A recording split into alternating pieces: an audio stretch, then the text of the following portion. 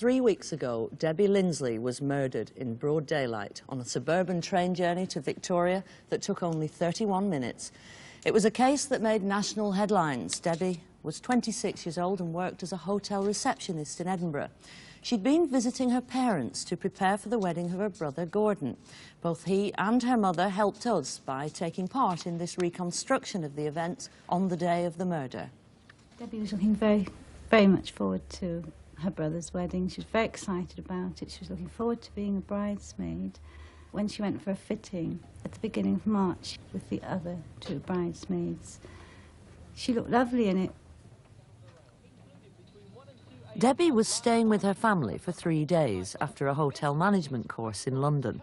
It was a happy time for her. There was the wedding to look forward to, and the day she was leaving home, she had a rather special date in London, en route back to her job in Edinburgh.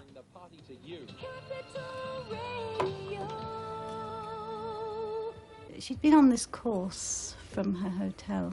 Somebody there, you know, offered her a job, so she thought she would go and have a look around the hotel just to see what it was like. So on that morning, she'd got herself dressed up nicely, and she was going to have a look around. She had a few hours to spare. At lunchtime on the 23rd of March, she watched Neighbours. Look, do we have to watch this rubbish? Oh, shut up, scumbag. It's nearly over. Look, if you want to lift to the station, we'll have to make a move soon. Oh, all right, then. Debbie was security conscious. She carried a rape whistle on her keyring. At about 2 o'clock, Gordon dropped her off at Pettswood railway station. It's on the Orpington to Victoria line. There are no more sightings of her after this. Police know she bought a ticket at 2:04. Her train arrived at 2:18. She would always be aware of the dangers when she was travelling. Even with me, you know, we would always go into an open carriage rather than a closed one. She knew the dangers of that.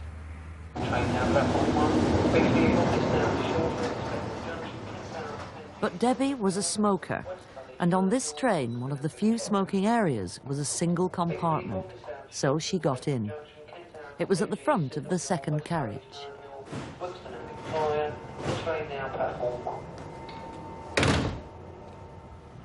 She may have seen other female passengers in it, which made her feel safe, but at some point they may have got out.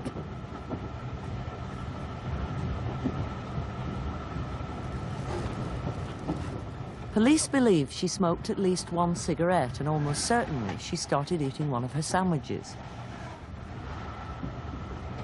At any rate, there's nothing to suggest that she was disturbed for the first part of her journey.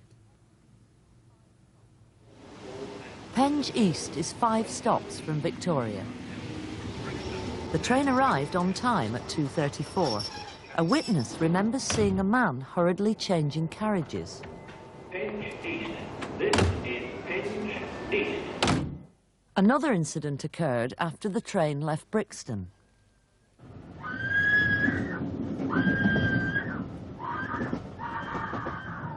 A French girl in the compartment next to Debbie's heard screams that lasted for about 2 minutes. She told the police she'd wanted to pull the communication cord, but was too shocked to move.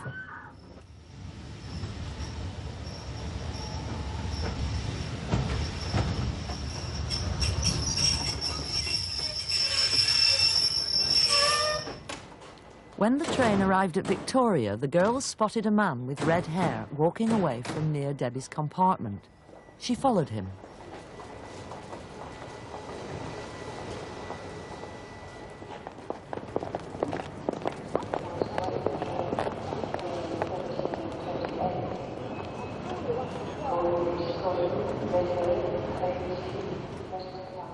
Eventually, she lost sight of him on the concourse.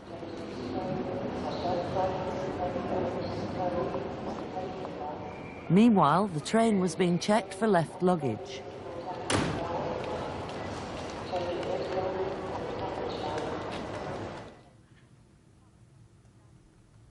Debbie had been savagely stabbed to death.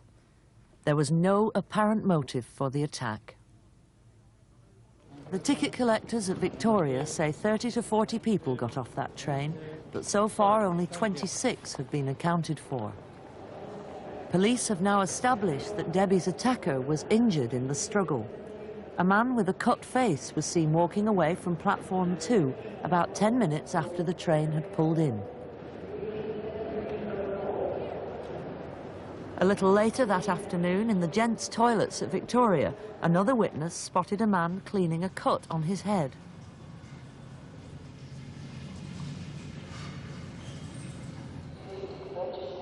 Thousands of people passed through Victoria Station that Wednesday afternoon.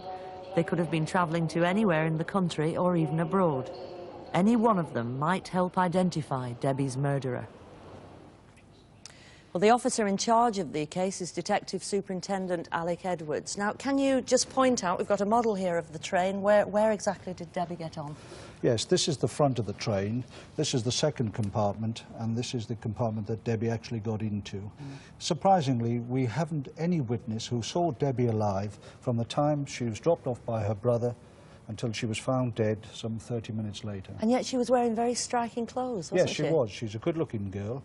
She was dressed in a blue jumper, blue skirt, very much like the colour you have on today, right, and with a black leather jacket over the top. So you want anybody who saw her from that point? Very much so. Right.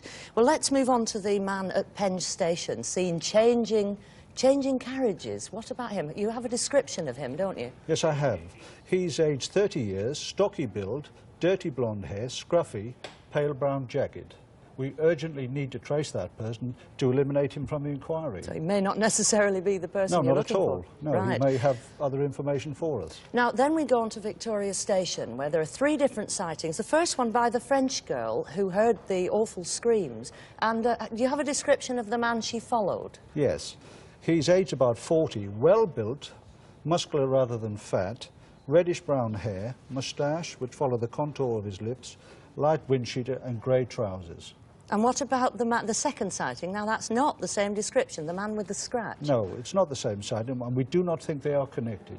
But we would urgently wish to eliminate both men from the inquiry. But would anybody come forward if they had a scratch and they were seen on that, Possibly. On that day? On that day, we had an international football match at Wembley Stadium between England and Holland.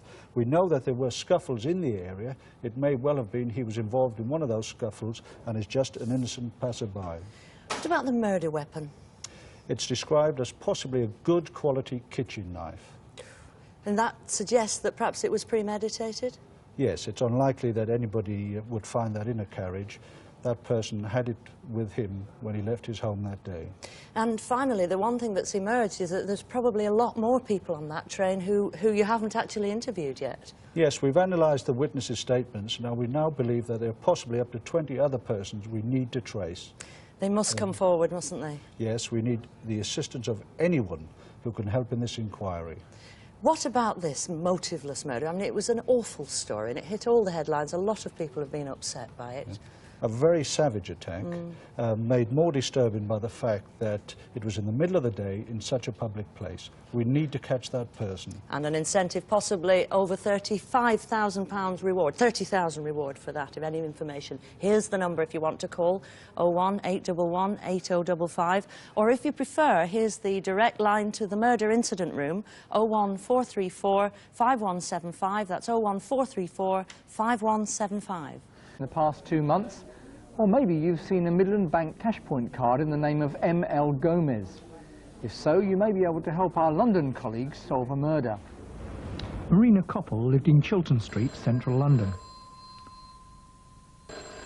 On Monday, the 8th of August, her husband was trying to contact her for much of the day. By that night, he'd called the police.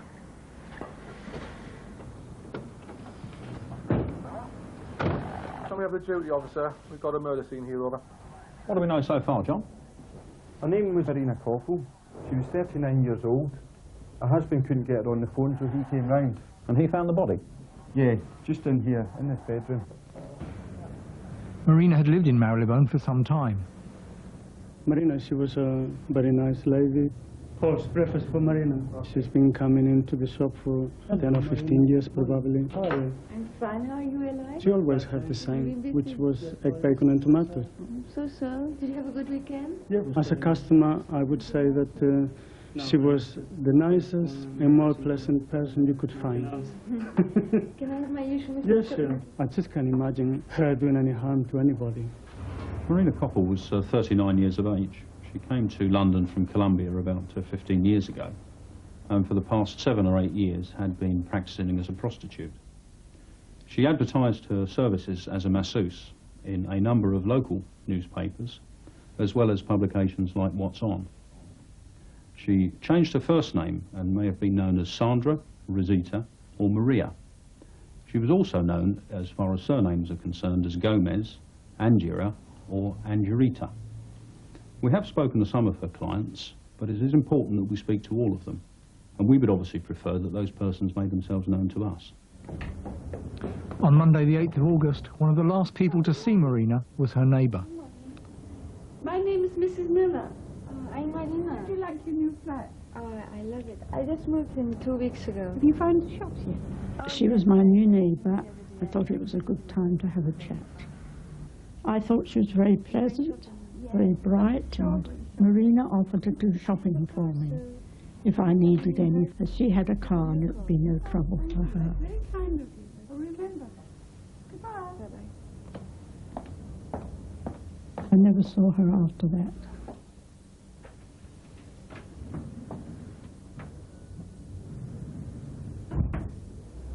Later that afternoon, we know that Marina went to the Midland Bank at Baker Street, where she can be seen on the security video.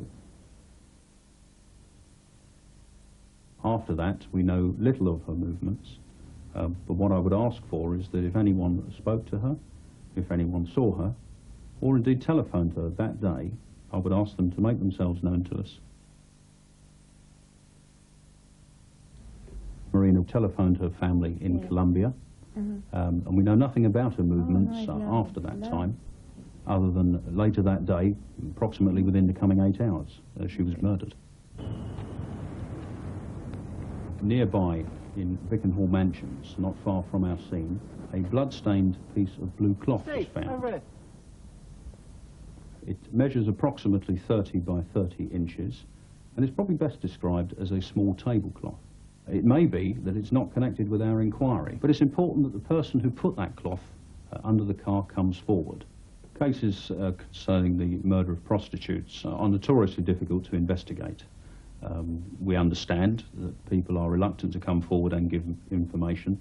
Of course, they have their own reasons for not to do so. But this was a particularly brutal murder, and we do appeal to the public to come forward and help us. Marina had been repeatedly stabbed in a frenzied attack. Several items were missing from her flat. Among them is this Midland cash point card in the name of M.L. Gomez. It's been used 3 times since her death. If you've any information, please ring. There was also an NEC P3 mobile telephone, serial number 0216 00 13032. That's 0216 00 13032. The number would be on the back here. And finally, do you recognise this distinctive titanium bracelet? In fact, officers had to get this replica from America. If you can help in any way, please ring the incident room on 071 321 6754. That's 071 321 6754. Badly, a citizen who tried to do the decent thing and calm him down, resulting in the Good Samaritan being murdered. The victim, Herby Williams, really was a model citizen, ironically a volunteer worker for victim support who counsel people on how to cope with their suffering through crime.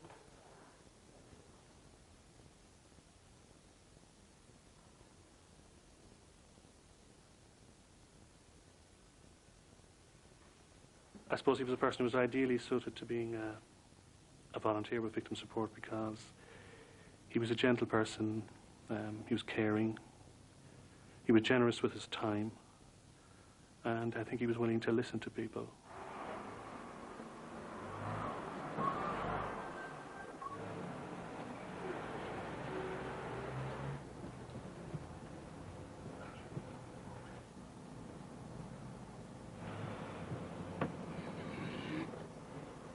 made me feel uncomfortable, so much so that I didn't even ask him to get off my jacket.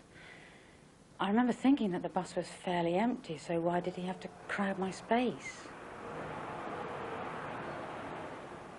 So, every week I ask my St. Teresa candles. And what's your excuse this time? Herbie, I'm so sorry. We haven't got any in stock again. That's okay, I'm only joking. I'll afford the plain ones. Okay, sure. That'll be £1, please. Thank you very much. Bye now. See you soon. Bye.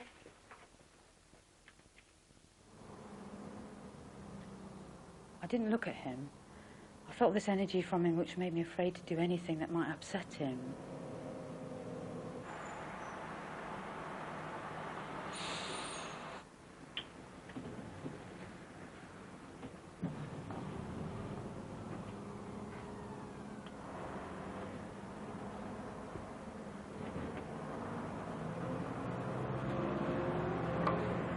You really shouldn't do that, you know. Leave me alone! Leave me alone!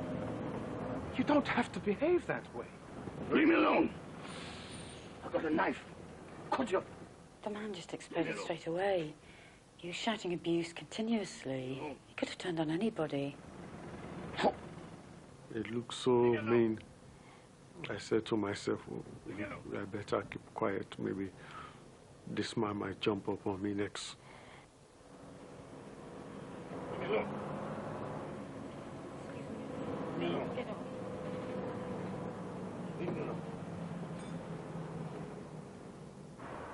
The next stop on the 185 route was just after Vauxhall Bridge. It wasn't Herbie's normal stop, but perhaps he wanted to avoid further confrontation. Follow you! Want to fight? Follow you and fight!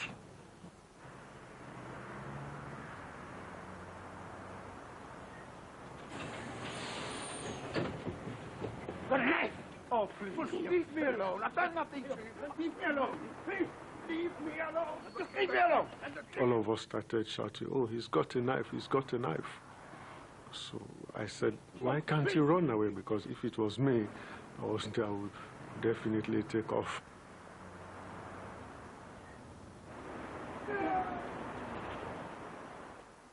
Quick! Help! Get some help! Call the police, get an ambulance! It's stabbed!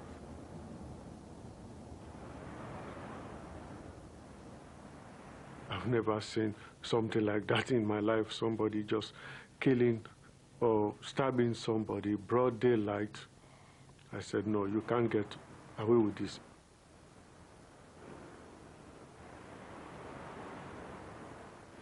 It'll be all right, it'll be all right. There's help is on its way. An ambulance is coming. The knife man went south across the Albert Embankment and into New Spring Gardens Walk. Didn't know I was following him. I was nervous. I was thinking that I might be the next victim because if he stabs somebody that has not provoked him, what is he going to do with me who is trying to chase him? I saw him throw something in the bush.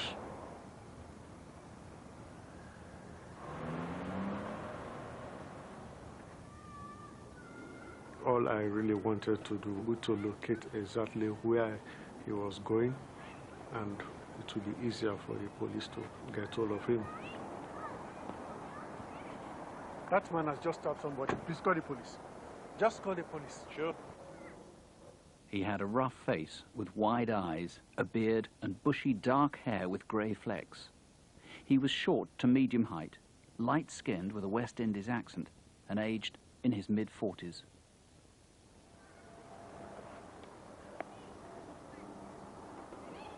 I hesitated because I was afraid that he may be waiting for me because he had already seen me following him.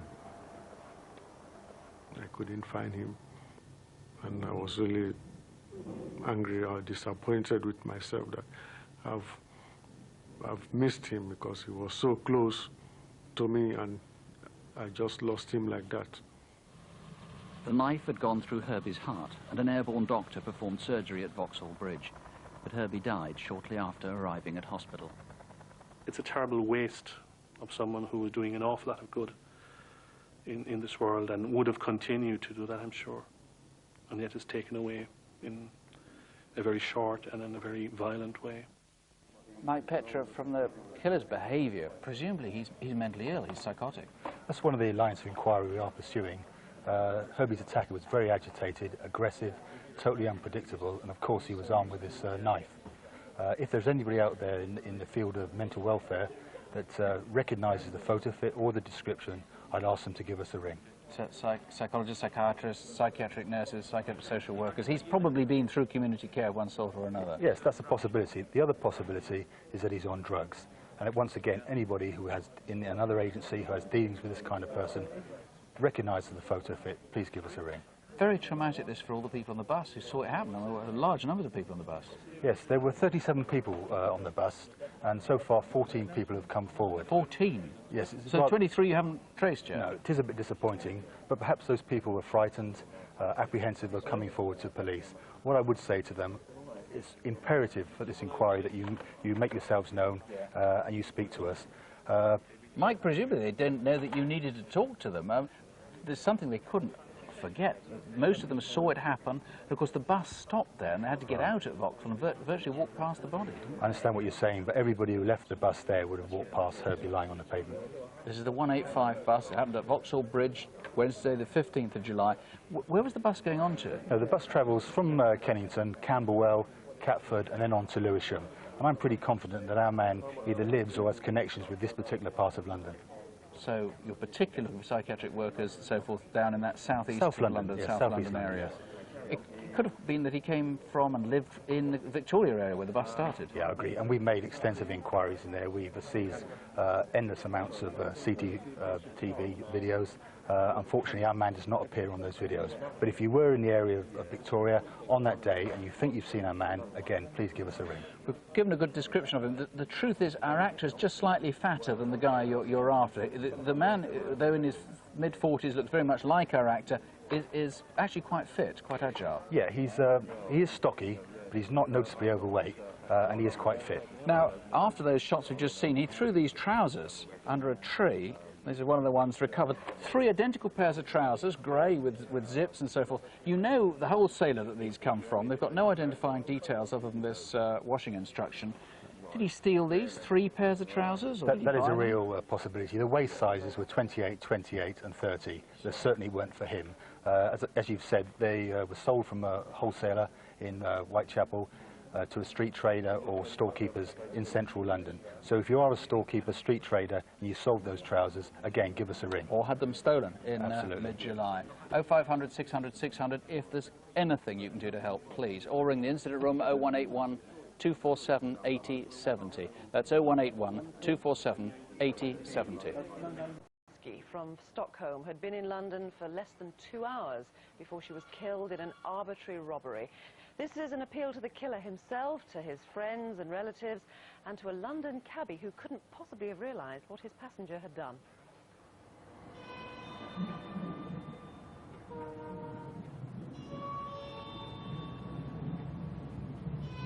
We will soon be arriving at Paddington Station, which is an excellent gateway to London. We hope you've enjoyed your journey with us on Heathrow Express today.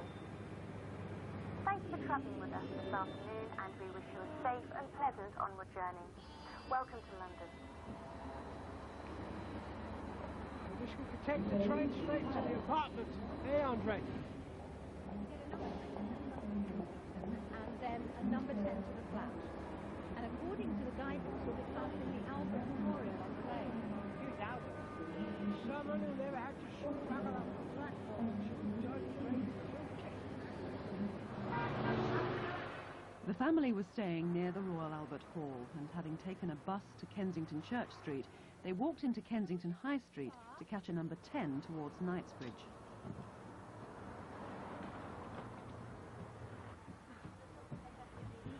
When the family got on, they were holding the whole bus up with an enormous amount of luggage. And the bus conductress got very upset. Fred, I'm going to have to ask you to put those in the luggage rack so you'll cause an obstruction. Well, we're only going a couple of stops. Doesn't really matter, I'm afraid. I knew you bought too many things. I'm nearly there, don't worry. I take this? If you don't mind.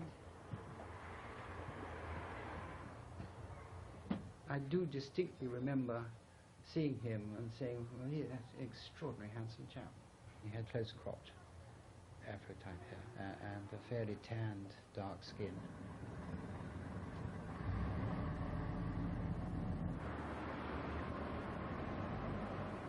He had this sort of aquiline features. He was just staring straight ahead of himself. He didn't look at anybody in the eyes.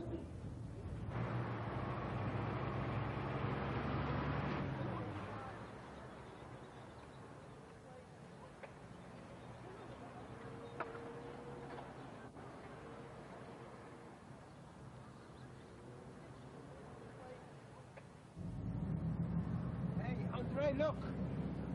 Over there, see? The memorial, that's Albert's.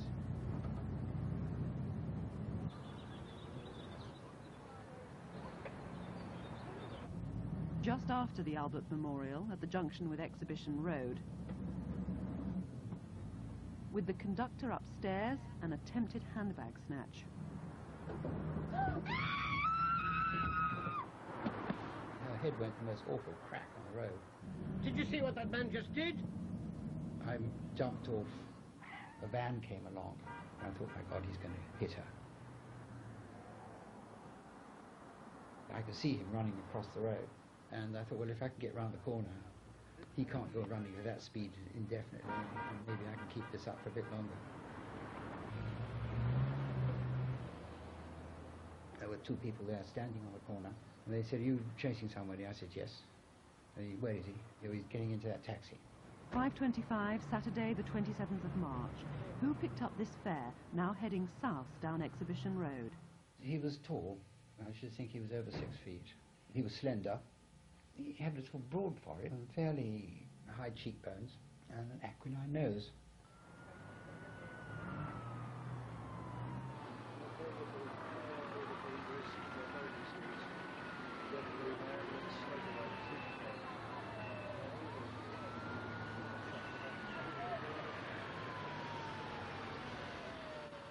Well, David Chipley, a tragic situation. Now, this was a busy Saturday afternoon in central London, lots of shoppers and tourists obviously around.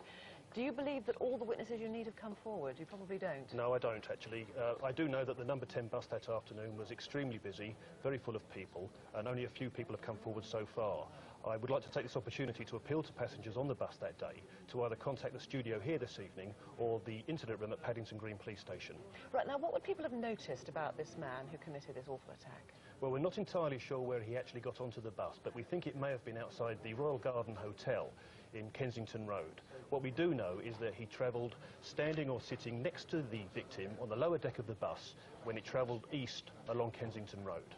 He's a light-skinned black man, possibly of mixed race, maybe North African extraction. He's about 6 foot in height and slim build, aged about 30 perhaps to 35 years of age.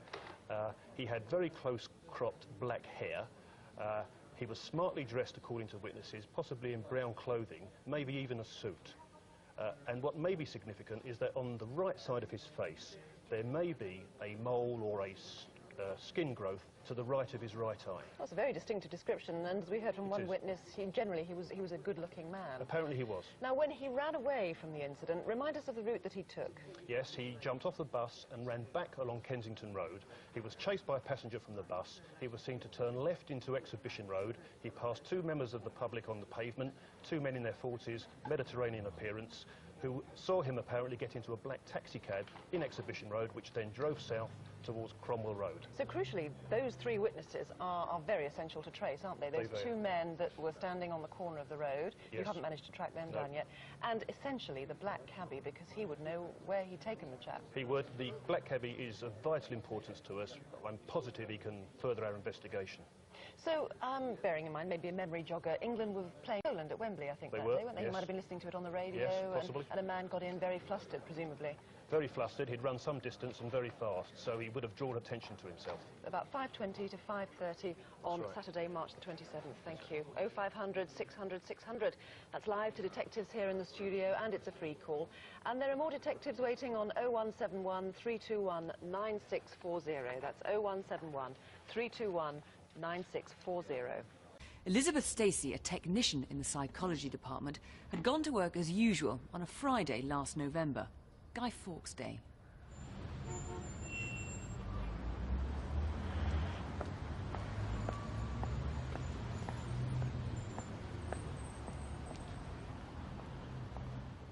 Well, we found out on the Friday evening that she was missing and hadn't turned up to meet her friend, and that was worrying because it's very unusual for Elizabeth. Somehow or other, I really knew in my heart of hearts, because, you know, it's so unusual for her not to phone us, that something was very wrong.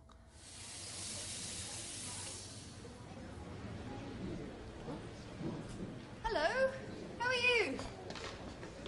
Not bad. Quite tired, I guess. You worry too much. Don't let it get on top of you. Oh, before I forget, I need to speak to you about the website. I had a few problems with the server going down, so I might need to take the system offline. Would that be okay? I'm in there all day, so any time is fine. Hi, Jane. Can I have a word? Actually, I've been working on this new web mod. Stephen Reed was a postgraduate research student, and though he barely knew Elizabeth, she'd helped him on computer problems since she joined the staff 2 months earlier. Freezing. This room. How are you getting on? Well, not too bad. Oh, this new software is causing all sorts of problems. Try clicking on this icon. Yep. And then into this file here. Yep. This is a favourite shortcut of mine. Works every time. Stephen, hi. Hello. How you doing? All right? Fine.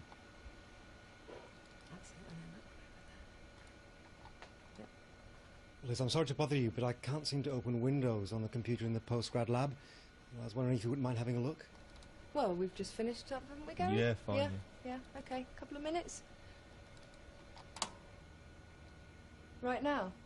Yeah, just that I can't really do anything unless... it's no bother. Okay, but... okay. Let's go and have a look, shall we? See you later. Let's see what we've done on this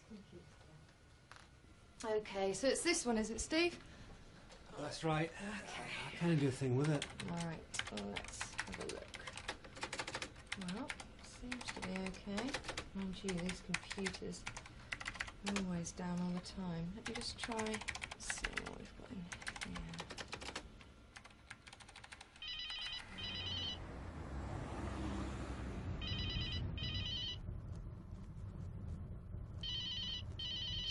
here. DCI Ferguson. Hello, John. The crime scene coordinator's on his way. It seems that the last person to see Miss Stacy was Stephen Reed, a fellow student. But since then, there's been no sign of him. Well, all right. I'll see you soon. Okay. Let's go. The key things with all murders are to look at what evidence you've got available from the various scenes. I was concerned about what evidence we would be able to get from the room where Elizabeth was found. Right, who had access? Few people, including Reed.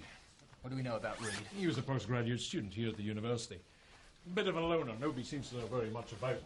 But the last time he was seen was in the company of Miss Stacy, here yesterday lunchtime. Pathology? On its way. Witnesses? Not that we know of. Do we know the home address? Well, I got that from the university. Good. Get over there quick. We might be lucky he might still be there. If he's not there, I want clues to where we might find him. Friends, relatives, OK? Done.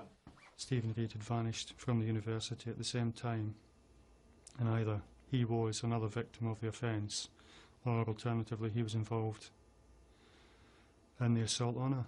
At the very least, he was going to be a significant witness to the inquiry, and getting hold of him at an early stage was obviously key to our investigation right from the start. Detective Chief Inspector Guy Ferguson is leading the murder inquiry. He says they want to question 33-year-old Stephen Reed, one of her colleagues. He was the last person seen with her before she disappeared. Investigating the murder of a research technician at the University of Westminster in London on Saturday afternoon.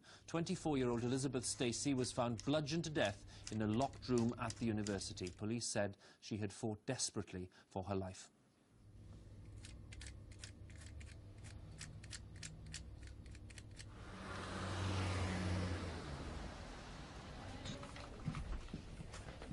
What do you think? Is Reed our man? I don't know. He certainly seems to be favourite. Dave has been on the phone from Edinburgh. He says he's been to see Reed's mother. There's been no sign of him. Well, I think it's time to cast the net a little wider, don't you? We had information that he used to go for long walks on Hampstead Heath. We also had information that he was fond of the West Country, Cornwall in particular, and it was decided he could be anywhere in the UK.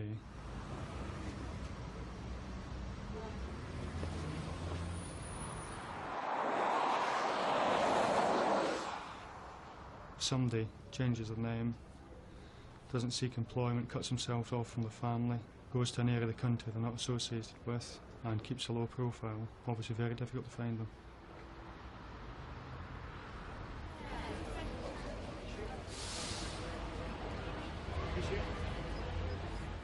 I was concerned, you know, that as time went on, that, you know, Stephen might have tucked himself away somewhere where we'd never find him.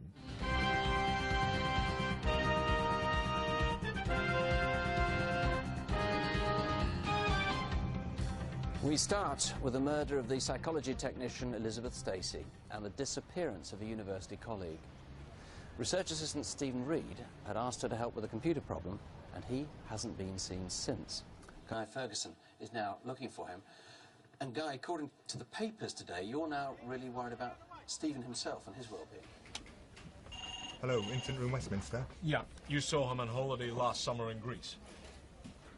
Thank you, madam, for your call. Hello, is that the Crimewatch programme? That bloke you showed just now, I saw him today, I'm sure of it.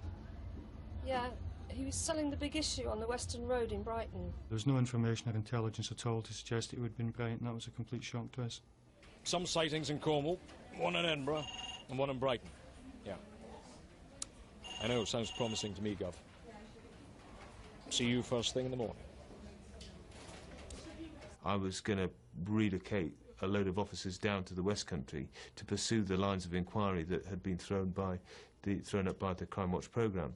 And it was when we got the second call in from the CID at Brighton that I took the decision that, you know, this was so promising that we really needed to bottom it out.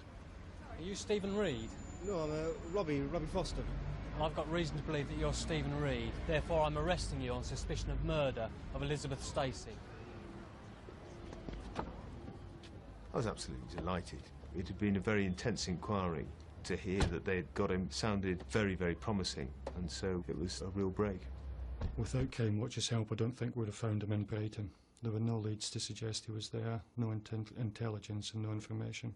Without the general public's help, as always on these type of cases, we wouldn't have solved it in any way as quickly as we did. His explanation was that he was a lonely man, he had no real friends, he felt that he wanted to commit suicide, and that he didn't want to die alone, and he stated that Elizabeth was the nicest person that he knew and that he wanted to take her with him. She was a very energetic, lively person and always made the most of everything she did. You sort of think maybe I'll wake up and it'll all be a dream, but it's not, so.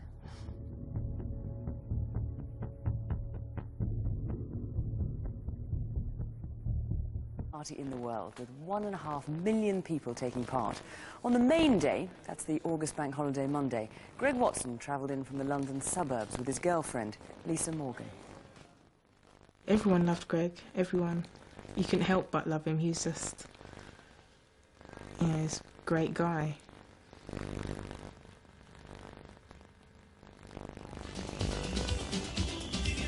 Greg and Lisa arrived early afternoon, met up with a group of 4 friends and joined in the fun. Watching the procession, dancing to the music, absorbed by the huge crowd drawn from around the world. Eventually, Greg and Lisa and their friends started to think about heading back for home, but no one was in any sort of hurry. We were just gonna follow a float, and then just make our way home from there. You know, just nothing definite. We just seeing what happened, really. But you know, we knew we couldn't stay too late because you know we still had to get the train back. And by now it was dark. This is Kensal Road near the Radio 1 soundstage at around 10 o'clock. And these are some of the last floats in the procession. Among the crowd was a gang of at least 5 youths who'd been pestering girls who were passing by. and they grabbed at a 15-year-old in Greg and Lisa's group. Things just went mad from then. A guy just came up and being like, you know, really rude and mouthy and shouting all kind of obscenities at us. It started to get a bit mouthy, so Greg came over, just tried to calm the situation down. What follows is one of the very few times a murder has been filmed by the police. The surveillance officer was Andrew Coles. Yeah, I was up on the balcony here just watching some of the last of the floats going through, and saw some people having an argument roughly down at the junction with East Row. Couldn't really tell what the argument was about, but it was obviously quite heated. You'll see Greg walking back, trying to defuse the situation. He just wanted it to stop. You know, we were going home, just wanted to go home. And gradually the argument continued, moved over onto the footway, just under the light between the two trees. I don't actually know what was going through my head at that precise. It was just all just mad. I just couldn't believe it. And then I saw one of the lads break off, walk round behind the girls, and face the lad who'd been trying to pull the girls away. And then he appeared to just punch him to the stomach. Yeah, another guy just came from nowhere and just stabbed him. And then the 5 boys ran off up the road. Well, he just like staggered back. There were some cars there, and he just said, "Someone get me an ambulance." And then he fell. Well, this is roughly where we found Greg Watson lying. We had to push our way through the group of people that were around him, and we were joined within a minute by 2 police medics who basically took over from us. The wound didn't look that serious because there was no blood coming out of it, but as we later found out, Greg died in hospital. There was nothing bad about him.